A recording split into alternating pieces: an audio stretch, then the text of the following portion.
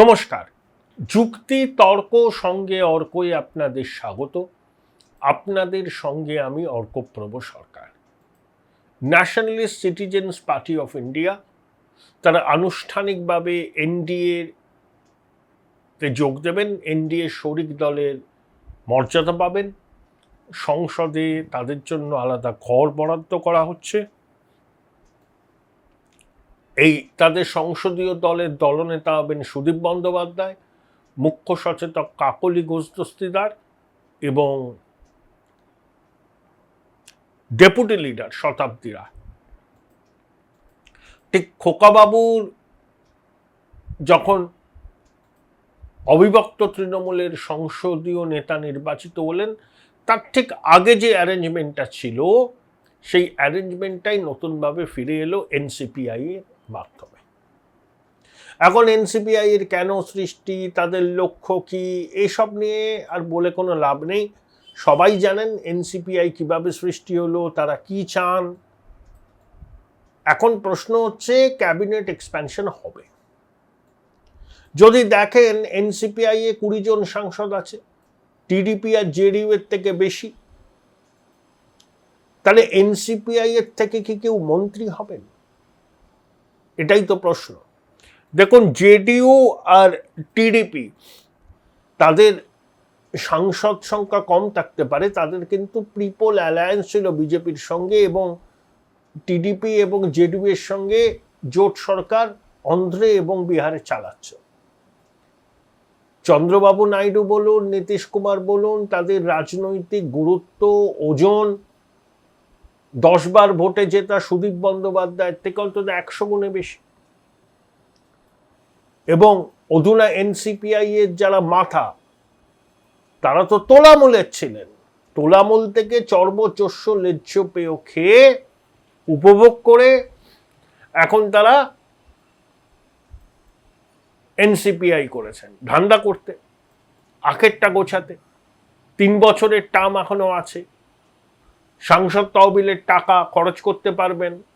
আর কি কি নেগোসিয়েশন হয়েছে বিজেপির শীর্ষ নেতৃত্বের সঙ্গে সেসব জানেন আপনারা।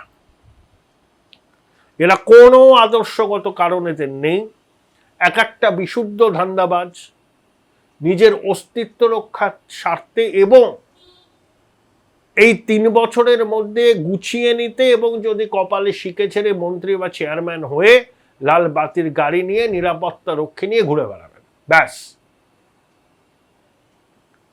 এদের আগে মনে হয়নি যে তোলামূল তোলা তোলে, তোলামূল সর্বভুক, ভাইপো একটা নামকরা বেরেববাজ, হীরক রানী সব জেনেও ভাইপোকে প্রশ্রয় দিয়েছেন, অপত্য স্নেহ সব জানতেন এরা।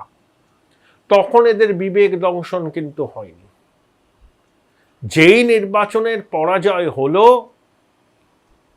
কাকলি দেবীকে সরিয়ে আবার কল্যাণকে চিফ হুইপ করা হলো, ব্যাস ক্ষোভের জ্বালামুখ খুলে গেল। সব এক একজন বিবেকবান হিসাবে, অবতার হিসাবে অবতীর্ণ হলেন। ঠিক আছে, দস্যু রত্নাকররা যদি বাল্মীকি হতে চায়, একটা সুযোগ দেওয়া যাক এবং বিল ফিল পাশ করার পক্ষেরা ভোট দেবে। এক দেশ এক ভোট, মহিলা সংরক্ষণ, ডিলিমিটেশন, অনেক কিছু আছে, ভোট দেবেন, অসুবিধা কিছু নেই। কিন্তু এদের এই বিলম্বিত বোধোদয় একটা জিনিসই প্রমাণ করছে, এরা এক একজন বিশুদ্ধ ধান্দাবাজ। নীতি, নৈতিকতা, আদর্শ, রাজ্যের ভালো কিচ্ছু নয় এদের বিবেচনায়।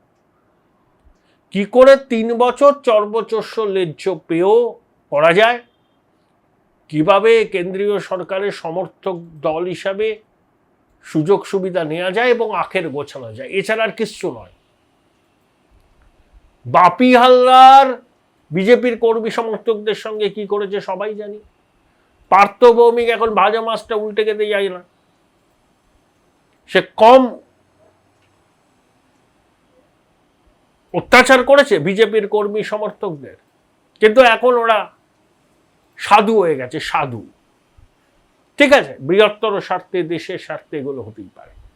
আপনাদের স্বনির্বন্ধ অনুরোধ, চ্যানেল সাবস্ক্রাইব করবেন, থ্যাঙ্কস বাটনে ক্লিক করতে ভুলবেন না। এখন এনসিপিআই থেকে কি কেউ মন্ত্রী হবে? দেখুন, সুদীপ বন্দ্যোপাধ্যায় না মন্ত্রী হওয়ার বহুদিনের শখ। মমতা বন্দ্যোপাধ্যায় বাজপেয়ীজির জমানায় রেলমন্ত্রী ছিলেন, তাহেলকা কাণ্ডে বেরিয়ে আসলেন। 2001-এ বিধানসভা নির্বাচনের আগে প্রয়াত কেন্দ্রীয় মন্ত্রী অজিত পাঁজা কলকাতা প্রেস ক্লাবে সাংবাদিক বৈঠক করে একেবারে ঝরঝর করে কেঁদে ফেললেন। তারপরে 2001-এ কংগ্রেস তৃণমূল কংগ্রেসের জোট হারার পর সুদীপবাবু আবার আডবাণীজির ঘনিষ্ঠ হওয়ার চেষ্টা করলেন এবং আডবাণীজির সুপারিশে অটলজি তাকে মন্ত্রিসভায় নিতে চেয়েছিলেন, ফোন করেছিলেন পিএমও দপ্তর থেকে যে শপথ নিতে হবে। মমতা বন্দ্যোপাধ্যায় জানতেন না, পরে খবর পেয়ে মমতা সুদীপের মন্ত্রী হওয়াটা কাঁচিয়ে দেয়। সুদীপ এটা বলতে পারেন 2009 সালে ওকে প্রতিমন্ত্রী করা হয়েছিল। প্রতিমন্ত্রী করে কি হবে, হাফ প্যান্ট মন্ত্রী সব, ফাইলও যায় না ওদের কাছে। তা সুদীপের দীর্ঘদিন একটা রাগ ছিল যে ওর মন্ত্রী হওয়াটা কাঁচিয়ে দিয়েছিলেন হীরক রানী। এখন সুযোগ হয়েছে, সুদীপ কিন্তু চেষ্টা করছে মন্ত্রী হওয়ার। দুবার অমিতজির সঙ্গে বৈঠক করেছেন, প্রধানমন্ত্রীর সঙ্গেও নাকি তার বৈঠক হবে। বড় মাপের নেতা না, বিরাট নেতা। দেখা যাক সুদীপের কপালে এবার শিকেটা ছেড়ে কেনা। হলেও একটা প্রতিমন্ত্রী হবেন, আর কিছু না। কারণ বিজেপির এখানকার সাংসদরা, তাদেরও তো মন্ত্রী হওয়ার হক আছে, দাবিদার। সৌমিত্রকান 3 বারের সাংসদ, সুকান্ত মজুমদার প্রতিমন্ত্রী আছেন, ক্যাবিনেটে যেতে তিনিও আগ্রহী। বাংলা থেকে বিজেপির আরো 1-জনের মন্ত্রী হওয়ার সম্ভাবনা উজ্জ্বল। তাই এনসিপিআই এর চেয়ে উড়ে এসে জুড়ে বসা পার্টি। এর যদি তৃণমূল জিতত, এনসিপিআই সৃষ্টি হতো। এই 20 জন সাংসদ সংসদে বাপ্পান্ত করতেন মোদিজি অমিতজি। তা বিজেপি নেতৃত্ব এদের ভালো রকম চেনে, এরা গিরগিটির মতো রং বদলায়। আর টিডিপি আর জেডিইউ এর সাংসদ সংখ্যা কম থাকলেও এনসিপিআই তুলনায়, কারণ দুটো রাজ্যে এরা বিজেপি জোট সঙ্গী ছিল। টিডিপি এবং জেডিইউ এর গুরুত্ব এনডিএ বা বিজেপির কাছে অনেক বেশি এই এনসিপিআই এর তুলনায়। প্রথম কথা, এনসিপিআই এর সাংসদদের কাজকর্মের উপর বিজেপির কেন্দ্রীয় নেতৃত্ব নজর রাখবেন।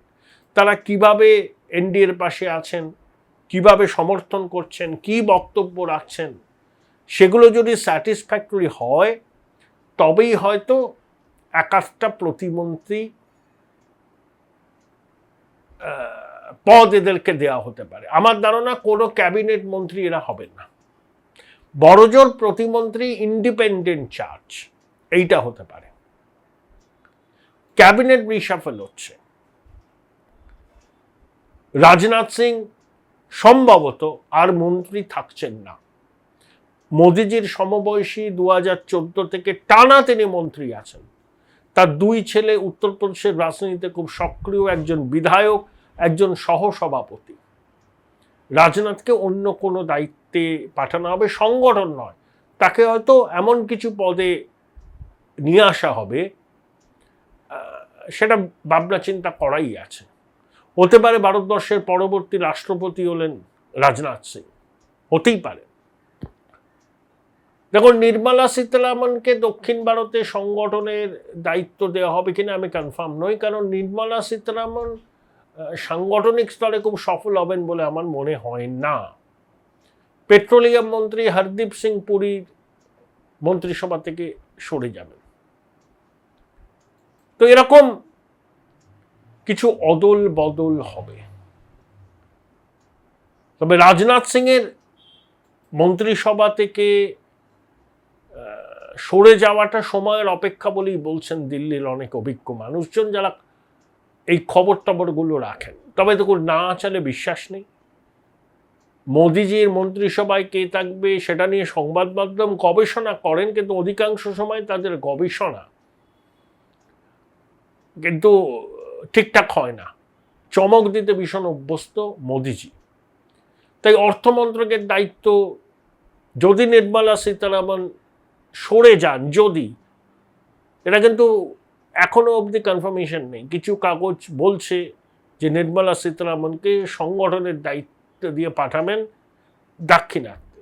তাহলে তার জায়গায় কে অর্থমন্ত্রকের দায়িত্ব সামলাবে? বাণিজ্য মন্ত্রী পীযূষ গোয়াল কি অতিরিক্ত দায়িত্ব পাবেন, নাকি পীযূষ গোয়ালকে বাণিজ্য মন্ত্রক থেকে সরিয়ে অর্থমন্ত্রক, আর বাণিজ্য মন্ত্রকে রিজার্ভ ব্যাংকের প্রাক্তন গভর্নর বর্তমানে প্রধানমন্ত্রীর অন্যতম প্রিন্সিপাল সেক্রেটারি শক্তিকান্ত দাসকে আনা হবে? এইসব জল্পনা চলছে।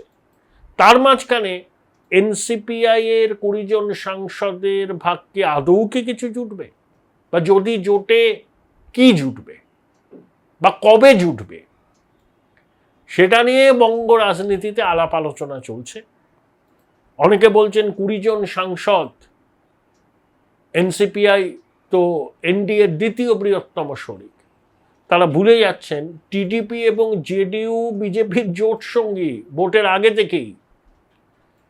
এনসিপিআই এর মতো হঠাৎ করে এদের সৃষ্টি হয়নি। এনসিপিআই মানে যা, তোলামূল মানেও তাই। তাই টিডিপি আর জেডিইউ এর গুরুত্ব বিজেপির কাছে এনসিপিআই এর থেকে অনেক বেশি। কিন্তু যাক, 20 জন সাংসদের সমর্থন তো পাচ্ছে, তাও 2/3 সংখ্যাগরিষ্ঠতা পেতে গেলে সমাজবাদী পার্টি, শরদ পাওয়ারের এনসিপি সঙ্গেও একটা সমঝোতা করতে হবে। ডিএমকে থাকবে এনডিএর পাশে, কিন্তু তাতেও ম্যাজিক ফিগার, মানে 2/3 হচ্ছে না সংসদের বাদল অধিবেশন শুরু হলেই অনেক ঘটনা ঘটবে, বিশেষত অখিলেশের সমাজবাদী পার্টিকে কেন্দ্র করে।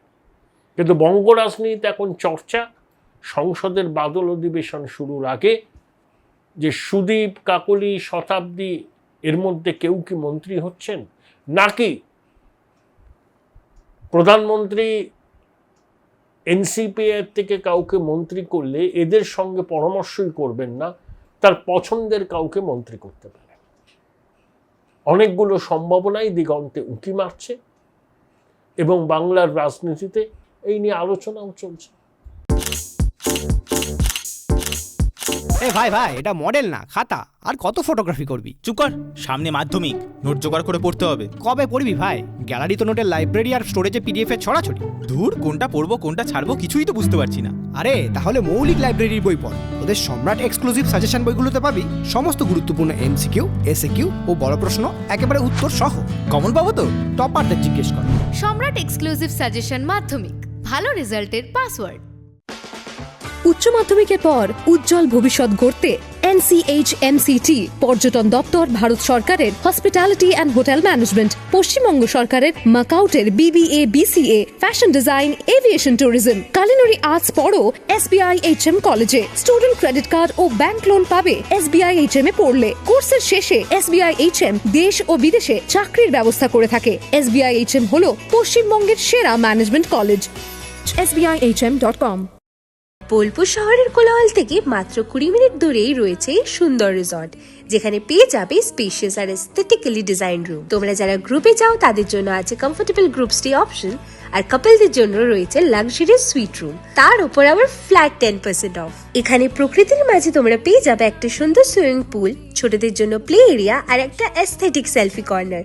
প্রপার্টিটা পুরোটাই পেট ফ্রেন্ডলি, আর এখানে আছে অনেক কিউট ছোট ছোট র্যাবিটস। সকালের ব্রেকফাস্ট থেকে ডিনার পর্যন্ত পেয়ে যাবে একদম হোমলি কমফর্ট ফুড, যা এক কথায় অসাধারণ। বেঙ্গলি কুইজাইনের সাথে সাথে পেয়ে যাবে চাইনিজ আর নর্থ ইন্ডিয়ান অপশনও। বিকেলে বনফায়ারের আলো, বন্ধুদের সাথে আড্ডা আর খোলা আকাশের নিচে গ্রাম বাংলার হাওয়া, পুরোটাই এক অপরূপ অনুভব। তাহলে বলো, তোমরা কবে প্ল্যান করছো এই পিসফুল এসকেপটা? And don't forget to follow Miss Cupcake for more such travel updates.